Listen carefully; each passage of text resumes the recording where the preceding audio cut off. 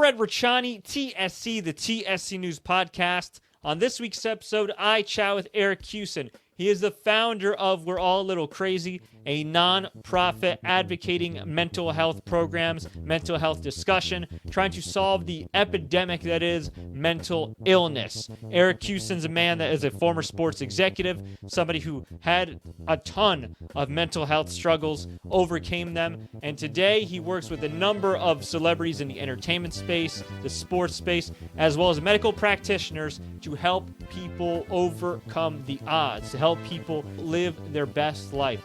This guy is truly making a positive impact. I had the pleasure of meeting him when I interviewed Dwight Doc Gooden at the Way Back screening back in March when things were sort of normal, or actually, but right before things stopped being normal.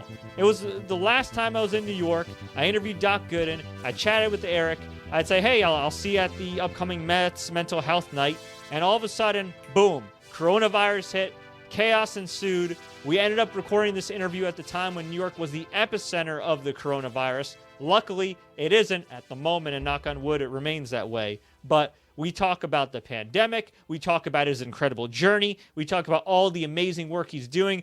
And we talk about why his foundation is different from other foundations. A lot of foundations talk about buzzwords and hashtag mental health. And they do a lot of talk, but not a lot of action. So Eric goes in depth on what his foundation does, his incredible journey, and how you can participate and how you can overcome your own personal mental health struggles. So please sit back, relax, and enjoy this incredible, enlightening interview I did with Eric Kussin. We're talking to Eric Kussin, the founder of We're All a Little Crazy. Now, I definitely want to dive into your journey and everything you've overcome to inspire people, but can you tell us a little bit about your organization? Yeah, absolutely. So the organization was brought about from a lived experience that I had. So it's interesting, when people introduce me and they say, someone who helps people out with mental health. And I do from a peer-to-peer and an advocate perspective. I certainly don't from a professional's perspective. I'm not a trained doctor. I didn't spend a ton of time in school learning about mental health. I got my education on the mean streets of life. And when people hear the story, when we go into it, they'll understand it. But the organization is in place. I'd say from a macro standpoint, there's two main functions of the organization. One is awareness and perception, to totally change the way in which people think about mental health. Because I think that the way we as a society think about mental health, unfortunately, there's a lot left to be desired. There's a lot of change that we need to make. People see it only as a mental illness issue and that it only affects 20% of society. And that couldn't be further from the case. So there's an awareness piece we'll get to. And then the other piece is programmatic, what we do boots on the ground, because we could have the greatest awareness campaign in the world. If we're not helping people directly hands-on and bringing our message face-to-face with people, there's only so many people we can affect through social media and online. So it's a combination of those two. And the goal is, we were joking a little bit before about the name of the organization. The real campaign within We're All a Little Crazy, being sane here, is an American Sign Language sign. So it's your thumb at your chest and your pinky pointed out at the other person you're talking to, or people generally as a group. And you're saying, you and I, we're the same. The reason we're the same is not because, Fred, I have anxiety, you have anxiety, I have depression, you have depression, but we're the same because I've faced challenges in my life that have affected me. You face challenges in your life that have affected you. Look no further than what's going on with COVID right now. These are challenges that are affecting all of us. They're impacting the way that we think, the way that we feel, the way that our emotions are heightened. And so because of that, if we all face challenges, there's no reason for us not to talk about it, because there's no shame in it, because it's something we all go through. And you and I have seen this time and time again. There are a lot of great organizations like yours that really help out people that have boots on the ground.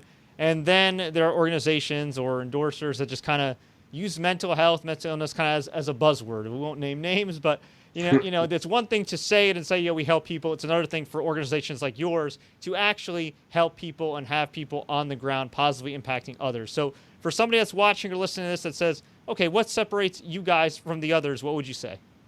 Yeah, absolutely. Look, when you talk about buzz terms and buzzwords, the reason I partner with athletes and celebrities is not because they're athletes and celebrities and there's a brand that I'm trying to build to sell more product, to get more T-shirts on people, to generate more revenue. In fact, if you look on our site and you look at the stuff that we do, the donation links and the way that we ask for money is very toned down. You know, if you want to look at a distinction in the space of the people and the organizations that are doing this for the right reasons, look no further than the people who lead, unfortunately, with just the disorder name, just the label, and that's all they share.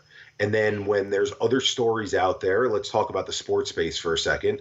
When Andrew Luck shares a story of burnout, when we see Delonte West on the side of the street and his shirt is off and he's barely able to put sentences together, are the people and the organizations that are out there actually speaking and helping moving the narrative forward and explaining why those situations are happening, coming to the defense of those people, explaining some of the situations and the struggles they may be facing? Or are they staying in their lane, not saying anything because it's not an endorsement opportunity for them, so they don't feel like it's their place to get involved? And so I'd say the people who are doing this out of the goodness of their heart, the people that are doing this because they really want to help people, look, there's always an entrepreneurial angle to things because people need to eat. They need to be able to put food on their table. And I get that side of things. Never fault anyone for generating revenue for something that brings people together. At the same time, where is your heart in it in terms of actually getting in the trenches, rolling up your sleeves, the way that we met Fred, you know, doing a movie screening, and instead of just getting people to come to the movie screening because Dwight Gooden is there. And okay, that's good enough because now we got people and working with Warner Brothers to watch this movie. And now they'll talk about that movie with their friends and family. Our thought was, let's actually open up this to a conversation. Let's talk with Doc about what his life was like, what it was like to watch his sister get shot in the head and the trauma of that, carrying his baby nephew as his sister was shot, his father who never told him he loved him. What does that feel like to go through? How does that compare to the character that was in the movie that we were screening, a Ben Affleck character at the time in the movie The Way Back? And actually bring this conversation to people so that they can relate in a way that say, that wasn't my exact experience, but same here. I've been through something like that. I watched another family member get sick or get injured the way that Dwight did. Or I had a family member, maybe it wasn't my father, who wasn't very good at telling me the way they felt about me emotionally and thought that I should keep my emotions to myself. So the organizations that are out there that are doing the positive change things that we need to take place are the ones who are changing the narrative, number one, making it more inclusive and explaining how this is a topic for all of us. And then number two, we're actually bringing program. You talked about the term boots on the ground, a little bit term that I use a lot as well, is actually creating programming where we're helping to educate people so they're making better informed decisions on their own. Because we could talk until we're blue in the face. If you can't teach people then what they should be doing for their own lives and how to be the healthiest that they can be, you can only go so far. And your journey is pretty inspirational as well. You touched on it a little bit about how you overcame your struggles to form this great foundation. But I want to go a little bit deeper. Now, you worked in sports before founding this organization, right? Yeah, correct. So I was fortunate enough. I knew at an early age that I wanted to be in professional sports. So I did the whole internship route in high school, even in college. Started with the Long Island Surf, which was a USBL team, international management group, the New York Jets, a British basketball team called the London Towers in the UK. And then I when my senior year, when I was graduating, I basically applied to 4 places because I wanted to stay in New York, and they were the 4 major leagues. And I got 3 quick rejection letters and was fortunate enough that the 4th one wasn't a rejection letter. It was a call from a guy named Chris Granger, who now is the president of everything over in Detroit with the Red Wings and that whole group over there. And he was the HR director with the NBA at the time, was an alum of Cornell where I had gone to school, and I guess gave me a chance because of that. That was in October of my senior year. I went through 8 phone interviews, I think was the number. It was either 8 or 9. Wow. And the 9th phone interview was in March of my senior year. Still didn't have the full-time job locked up yet. And the call was on a digital answering machine, and I heard the voice on the other end. And 8 in the morning on a Friday morning, it was, "Hey, Eric, this is Mark Tatum with the NBA." And obviously Mark Tatum wasn't a name back then, but I knew Mark because he had given a guest lecture And when I was a freshman at school, he was with Major League Baseball at the time. And so I picked up the phone. I said, Mark, you and I, we met 3 years ago. We went to lunch. My name was picked out of a hat to go have lunch with you. And he pretended like he remembered me. And to this day, still claims that he did from that talk. But he's the one I ended up actually going to work for at the NBA league office. Was in marketing partnerships at the time, doing sponsor-related activities. That wasn't necessarily what I was completely passionate about. And so an opportunity opened up. David Stern was looking for someone to run this program called The Business of Basketball, which was meant to show the players how the business side functions. And so I went on the road to all 30 teams at the time for about a 3-year period. And we would deliver presentations to them on sponsorship sales and ticket sales and TV rights, and showing players how revenues got generated and how that contributed to the overall pot of what they call basketball-related income, of which the players got a percentage of that as part of their salary cap. And then that salary cap got divvied up amongst the players. So if the pie grew, the amount that the players were able to make grew as well. And so had an amazing time doing that for 3 years, working in what was called team marketing and business operations at the time. Still is there the department there right now that focuses on being the marketing think tank, sharing ideas amongst the various teams at the league level. And then from there, the career kind of went off to the team side of things. I helped start up a WNBA team in Chicago, the Chicago Sky. Went to Phoenix, a little bit more of an established franchise, overseeing their group sales department with the Suns and the Mercury, and an ECHL team called the Phoenix Roadrunners. Back to New Jersey to oversee the sales and service department for the New Jersey Devils. Got a chance to go to the Stanley Cup Finals in 2012. And then finally, the position where unfortunately hit the fan for me with my mental health was down in Florida with the Florida Panthers. I was their chief revenue officer 6 months in. And, very current events right now, good to share with your audience, is the owner of the team who had brought me down there, just owned the team for a number of months at the time I came down there, is a guy named Vinny Viola, actually a New York resident, and couldn't have been a more supportive. When I had my fall, I came up to him and I told him what was happening, and he said, "We never leave a soldier out on the battlefield." He's a West Point grad himself, so he certainly had the right to talk in those terms. And he said, "Take as much time as you need and come back and hit the ground running." And for that to come full circle now, to see that he was the first sports franchise owner to announce that no one on his staff was being laid off from a full-time standpoint. There'd be no furloughs. No one would be having to take percentages off for their salary. It's a guy that I take a lot of pride in, that I worked for. Wow, that's incredible. So some people may ask, okay, you had all these great career breaks and you're doing your thing. You're working for the NBA on the outside. I mean, you're living the freaking dream. So yeah. So I don't know how personally want to get into this, but what caused you to kind of get into that mental downward spiral, and what made you eventually get back up on your feet? Yeah. So the situation that happened in Florida was started losing interest in things outside of the office. I wasn't interested in going to the gym, wasn't interested in seeing my friends, wasn't interested in going on dates, wasn't interested in watching my teams from New York on TV, though that's probably a whole nother therapy session we could talk about as to why. But the lack of interest was the first change that I noticed.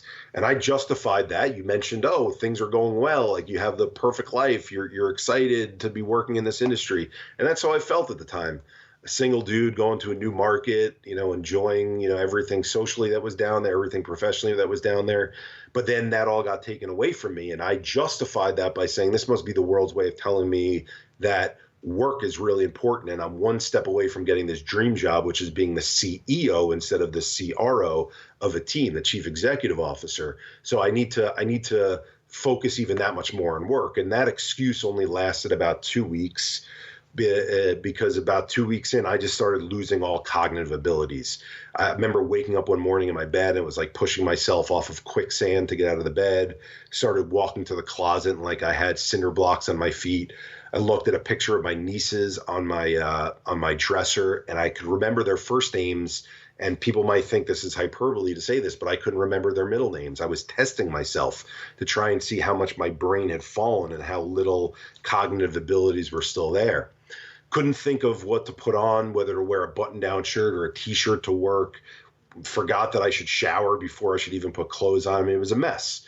And I made myself go into the office somehow, and my office had a window where it overlooks the rest of the staff, and I'm looking at the staff at the time, and looking at the computer. It felt like bright, if you remember the game Bright Lights, it was like, I couldn't focus on anything. Everything just felt like it was Grand Central Station to me. And this overwhelming feeling just got to the point where I had that conversation with Vinny that I was mentioning. At the end of the day, I was supposed to speak to, Light Brights, not Bright Lights, the game. And so I'm speaking with Vinny, and I'm supposed to be addressing this group of prospects that were coming in a suite. And I just didn't have it. Like the way that I'm talking with you extemporaneously right now, and it's just coming from my brain to my mouth, that connection wasn't there. And so I went home to New York. He was, like I said, very supportive. And I went to go see what's called a psychopharmacologist, which is a step above a psychiatrist when you're looking at medications being prescribed. And the first psychopharmacologist, that I saw, looked at my chart, read all the things that I had answered on those little bubble questions of how are you feeling from a 1 to a 5 as it pertains to these areas. And he just looked him in the eyes and he says, you have load of depression on top of anxiety. You need heavy artillery to knock this out of you. And heavy artillery in his world was taking a ton of medication. And so I left my first doctor's visit with 5 prescriptions to take 5 different medications that all were supposed to be augmenting the other ones and working in combination with the other ones. And one was for generalized anxiety, and one was for your serotonin reuptake inhibitors, and one helped that serotonin reuptake inhibitor work better than the others. And it was a chemistry experiment. And what ended up happening was I spent 2.5 years literally laying horizontal in a bed, staring at the ceiling, no interest in watching TV, no interest in listening to the radio, dead to the world, as I went and visited these doctors every 4 or so weeks, maybe every 3 weeks, and they would try and tweak a medication up or down or add another one here or there, take another one away. And so in total, I tried over 50 different psychotropic drug combinations, and none of them worked for me.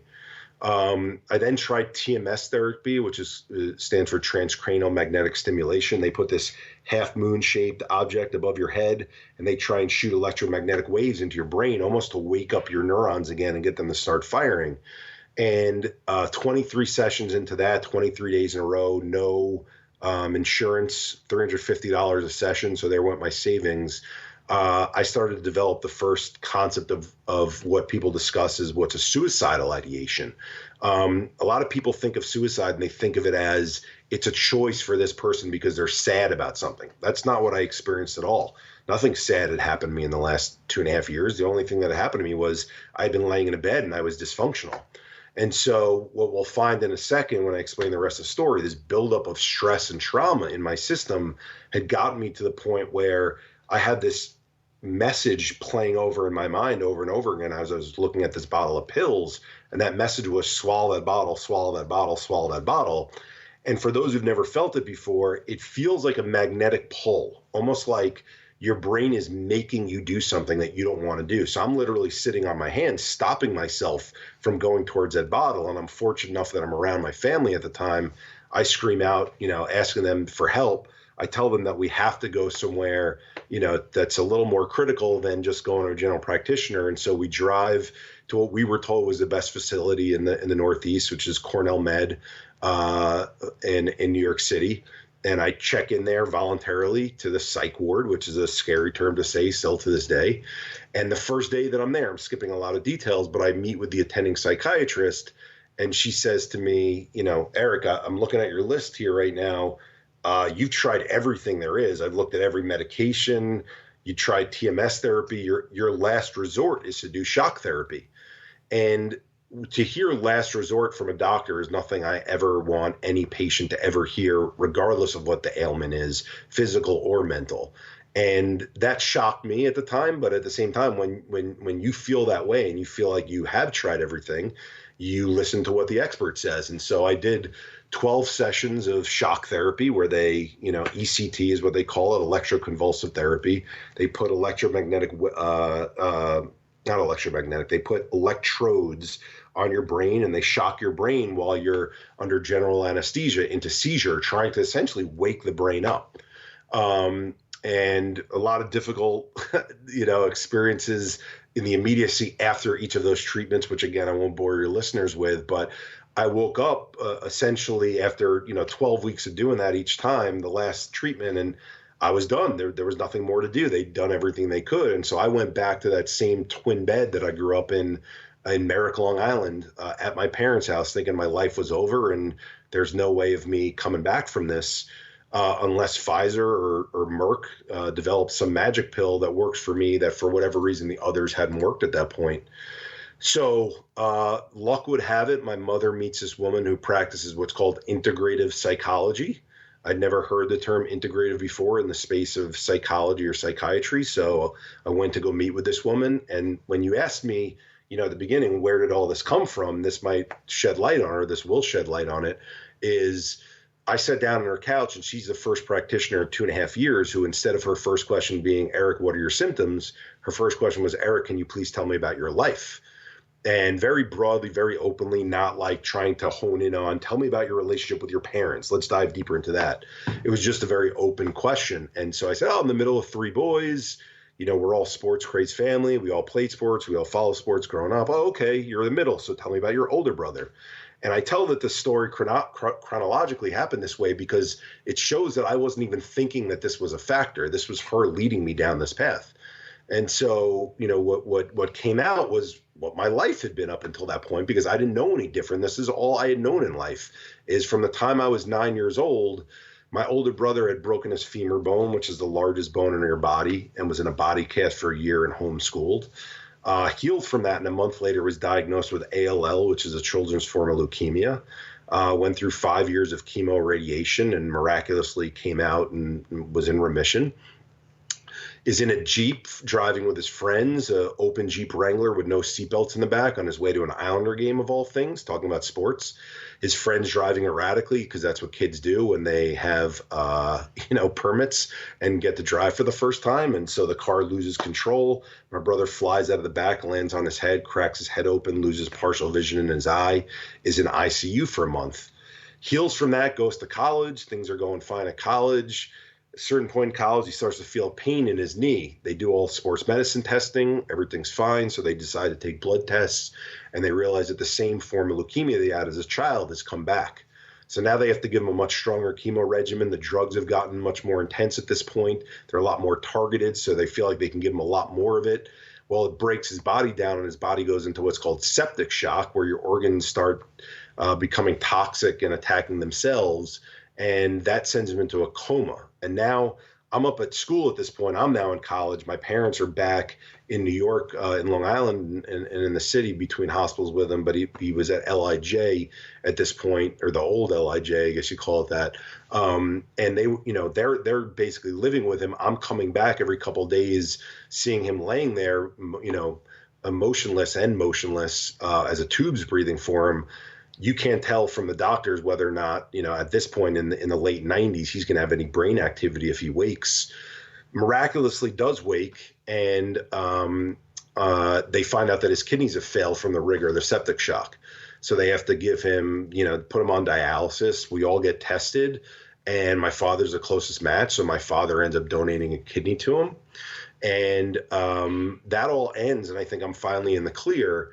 And about a month after that with my brother, the course of the next year, 3 of my close friends, age 29 and 30, depending on which friend you're talking about, pass away from heart conditions unexpectedly.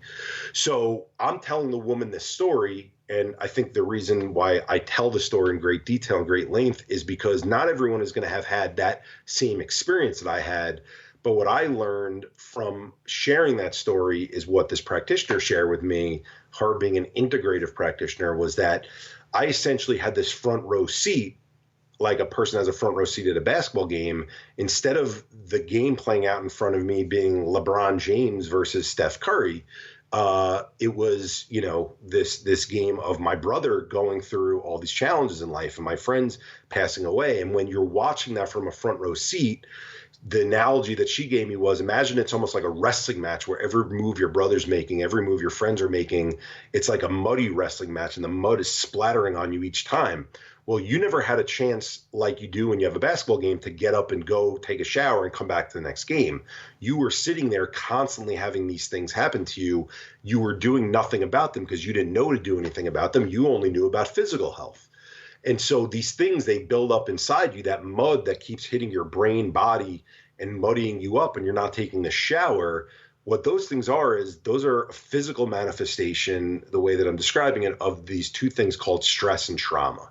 And stress and trauma build in our system just like plaque builds in our arteries. It's similar in that it's a cumulative effect. And so my cognitive dysfunction that I was having, the actual diagnosis that she gave me was PTSD. It was this buildup of stress and trauma over time from all these events that I've been seeing that started to shut down my system. The same way if someone has plaque buildup in their arteries, it has a chance to cause a heart attack or a stroke. Well, my central nervous system was on the outs. And, my reasoning for starting this organization was very much what she explained to me there, because if she was telling me that things that I witnessed in my brother and my friends, people that I cared about, they're important people in my life, brought my mental health to that point, my feedback back to her was job losses, divorces, breakups, verbal abuse, sexual abuse, bullying, cyberbullying, loss of loved ones, sickness of loved ones, getting berated at your job. The list goes on and on and on. Who in this world hasn't dealt with these complications that affect their mental health? That seems like it's everyone. And she kind of looked at me with this, this sage type of smile. And she said, Eric, that's the way that I feel about things. Unfortunately, that's not the way our society feels about things. And so, long story short, she sends me to a breathing course. I learned how to breathe properly and essentially teach my central nervous system how to calm down, how to relax, how to not expect that the next shoe is going to drop and the next bad thing is going to happen. And that was my ultimate healing mechanism, was learning how to breathe properly. People probably think that that's insanity and that can't happen. But I can tell you that breathing is a very powerful tool. Meditation is a very powerful tool. Yoga is a very powerful tool. But when I started feeling better, I decided to share my story from doing all these breathing practices. And I put it out there on LinkedIn. And 3 days, it gets read 150,000 times. And the bigger thing was I had over 400 calls come in because I put my personal telephone number on there from as far as China. And I'm tracking these things in an Excel spreadsheet. And the common theme that I'm hearing across all these calls is that no one's mentioning, Eric, I have PTSD also, or Eric, I have bipolar, and it's different than PTSD in this way. It wasn't about disorder at all. It wasn't about mental illness at all. Everyone was sharing a life experience they had been through. They'd lost a child to SID, sudden infant death syndrome, or a woman, I give this story just to show the range of what affects people. There's a woman who called me and said that she was married to a beautiful man. They're both 32 years old. They've been married since 25. It's been 7 years of bliss. They have 2 great kids, live in the white picket fence. Everything's fine financially. But she wakes up every morning obsessing over the fact that she broke up with her boyfriend from college and not sure if she made the right decision, right? And so you hear these stories and you hear what we do to ourselves in terms of obsessing over thoughts of things that have happened in our past and decisions that we've made. You hear stories of things that life has handed to us, like the worst thing that could possibly happen to someone, I think the loss of a child. And you start to see the spectrum of all these things that happen, and you say, mental health lives on this continuum that we all live on. Each of us are affected to different levels, but what is it about that that's not getting through to people that we as a society aren't understanding about mental health? And so I went to the largest nonprofit web pages in our country. I went to the government websites, and I found 3 main issues that ultimately, and then I'll stop, that made me decide to start this organization.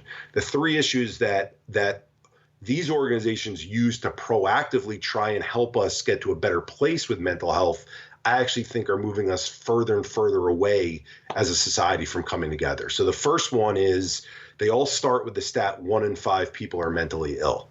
Well, as a marketer, that's very problematic, because if you're saying 1 in 5 people are mentally ill and you read all these articles where mental health and mental illness are interchangeably used, guess what? It doesn't matter what the stats are. If you're telling people it's only 20%, they're using that number, making it seem like it's a high number. That's 48 million people in the United States. That's a lot of people. Well, a number that's a hell of a lot bigger than 20% is all the other people, the 80%, that we're telling them essentially that they're okay, healthy, normal, fine, and there's nothing wrong with them. And my example is case in point that when we experience traumatic events, we're not okay, healthy, fine, and normal. There's things we have to do about them. We can't just sit there and let them fester. So that was problem number one. Problem number two was, we talked about campaigns even before we got on this call. All the campaigns were mirror image copies of one another. It was an action word followed by stigma. So stop the stigma, stomp the stigma, erase the stigma. And if you peel away the underlying tone, this is an agency or an organization saying to you, Fred, to you, Eric, to you, Dwight Gooden, you need to stop the stigma. You need to stomp the stigma. You need to erase the stigma. Because if it's coming from an organization, that means the message is being delivered from a group of people to a group of people. Well, guess what? What they're essentially saying is you're the people who are stigmatizing these poor people who are going through this. You need to stop doing that. And that's not going to work. That's not going to bring people together. The campaign that brought everyone together around cancer was everyone knows someone affected. That put us all on the same playing field. Well, with mental health, everyone is someone affected. And yet we're still at this place where we're saying there's 1 in 5 people versus the 4 in 5 people. And we need to get those 4 in 5 people, the group of them who are stigmatizing the 1 in 5, we need to get them to stop and stomp that. That's not going to work. That's not going to bring people together. That's not going to make us share our similarities. And then the final piece, and the reason why you saw me going around with Dwight Gooden, you asked about the differences between different organizations and, why some should be trusted, why some are doing things just advantageously.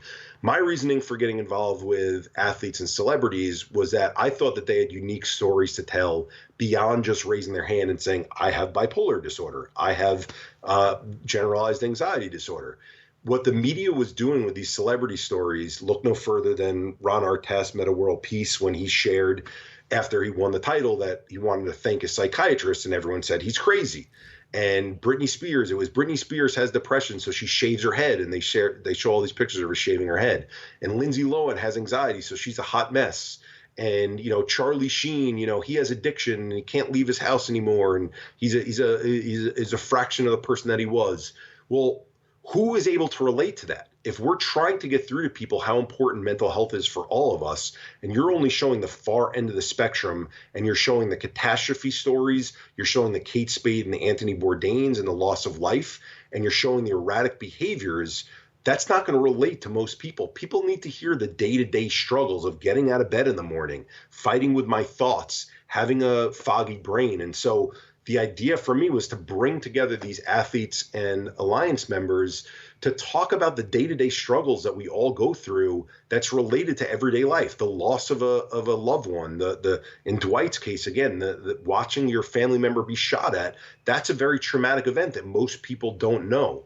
And so that in totality is the reason why we wanted to put these messages out there, and then wanted to get these programs, boots on the ground, for schools, for colleges, for offices, for sports teams, for servicemen and women. Those are our 5 main areas of focus, is because there's no one out there explaining to society that mental health needs to be looked at like physical health does. Something that all of us are focused on, something that all of us need to be proactive about, not something that we wait for the last minute for a disorder to develop where it's already hit the fan, like what happened with me, and then we have people spending years of their life trying to dig themselves out of it. That's just a completely inefficient, scary, and actually very dangerous way for us to handle it, which is probably the reason why we're losing 1 million people a year to suicide. That's just an incredible story. So thank you so much for sharing that and everything. And I got to say, too, just in terms of breathing and everything, I mean, I'm somebody that's dealt with some anxiety, and I've dealt with IBS for over a decade now, and lots of stress at work. And I'll tell you firsthand, yoga, and especially breathing, even like basic breathing you get from your smartwatch, like a Fitbit, it makes a world of difference. Now, obviously, and you talked about this actually in your panel with Doc Gooden that I covered for the way back screening, it's about dieting too. I mean, all those things kind of factor into your mental health, right? Well, look, the breathing piece, the very simple science behind it. So, don't have to go into too much detail, but that way people can have some confidence in this is there's a nerve that goes from your brainstem all the way down to your stomach. And you talk about nutrition. This will also talk a little bit about how nutrition comes into play. That nerve is called the vagus nerve. It's the largest nerve in our body. So think of it as the nerve superhighway that sends messages to the rest of the nerves in our body. And it makes sense that we developed as human beings this way, because if a car crashed through the wall that you and I are talking in a studio in, the two of us would make this sound. We'd gasp and we'd be incredibly scared that this just happened and freak out about it. Well, think about the child who's got a mother who is terminally ill and is always worried about hearing this bad news that their mother passed away. Or the parent who's got a child who's being bullied at school and is fearful that the child's going to do something to themselves, hurt themselves, or is going to come home crying because of what the kids did to them. Or the person who goes into work every day who's got an abusive boss who's yelling at them every single day and scared about what that situation might be like coming in because it literally makes them feel awful going in every day. You add these things up over time, that means that what we're doing is we're not breathing properly because of the things that we're seeing. So that example, which is an extreme of the car coming through the wall, we're essentially seeing that through different things in our life that are happening to us, and we're not breathing properly. So when we learn, you mentioned just looking at an app and watching this thing go like this: breathe out, breathe in, breathe out, breathe in. What that does is it stimulates that vagus nerve in the neck to now feel like it can be relaxed. And when that's relaxed, that sends messages to the rest of the body. The rest of the body can relax. Now, all of a sudden, instead of what we don't realize subconsciously is we're just, oh my God, hanging out there. And we're like, we're not breathing properly. I could be at my desk right now and I'm going to be breathing the way that I've taught my body how to breathe because it's become second nature to me now, instead of fearing for the worst thing to happen. And so you literally have to, the reason we call the practice is STAR, stands for stress and trauma, active, release, and rewiring.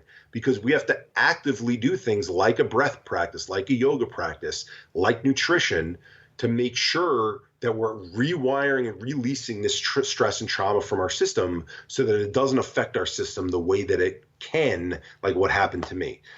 On the nutrition side of things, there are people a lot more well thought of in this space than I am, and well practiced. Probably the best guy I would say to look up is a guy, Mark Hyman. Incredible with how foods affect us and impact us, the inflammation that happens from certain foods that we eat, and then that brain-gut axis, the connection between how neurotransmitters are made in our stomach and are able to travel up to our brain, and how that helps us when we're eating the right foods to literally have the right brain energy and the right brain food to be able to function optimally. Man, just great value in this conversation, man. I truly, truly appreciate it. I'm sure all the listeners and viewers do as well. And, of course, we can't ignore everything that's going on in the outside world, the COVID-19, the coronavirus outbreak. A lot of people are affected, health-wise, financially, of course, mentally. I know the first week everything broke out. I had a pretty rough week and eventually got back in the swing of things. What's the best piece of advice you give anybody in terms of mental health for dealing with something the magnitude of COVID-19? Yeah, this is cliche to say, so I'm going to go into greater detail than this, but having a routine, right? You hear that all the time, is the most important thing. Now, why is routine the most important thing? This is hopefully where diving a little bit deeper will help. Those of us who've dealt with mental health complications, let's take COVID out of it for a second, okay? Our reward center in our brain, unfortunately, this thing that we get that's called anhedonia, where we feel this flatlining and nothing matters anymore. The team that I root for, I can't get interested in. The money that I can make is no longer a motivator for me. The hugging of my nieces is no longer something that excites me anymore. Well, think about what that's going to do to your brain, again, outside of this COVID thing. It's going to make it so that you don't look forward to the next day, the next 2 days, the next week, the next month, because you're not working towards anything. There's nothing in your brain saying, I can't wait to see my nieces. I can't wait to reach this goal in work so that this bonus kicks in.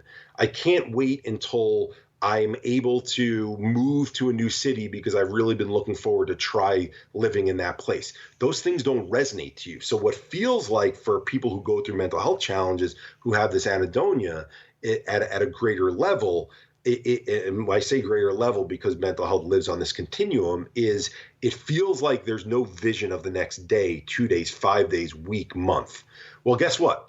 The rest of the world situationally is going through that right now because of COVID, because COVID's taken away when am I going into work? When is my child going to school?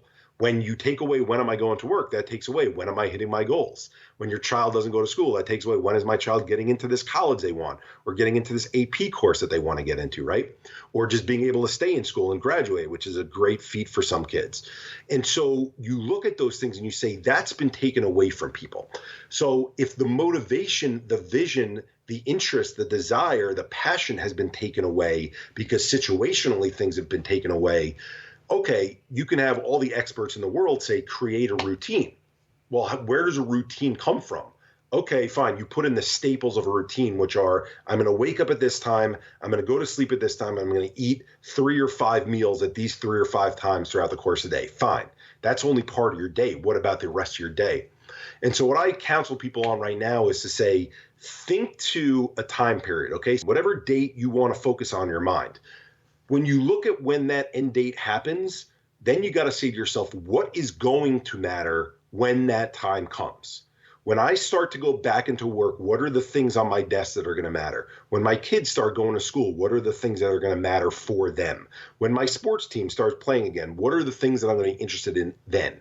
What that helps you do now is that helps you put in your mind, write down on a sheet of paper and visualize something that we can't visualize right now, which is creating this purpose for something that's going to matter months from now, a month, 2 months, 3 months, whatever that is. That then gives us purpose in the here and now, in this moment, to prepare ourselves for what's going to happen when the floodgates open, we're able to go back.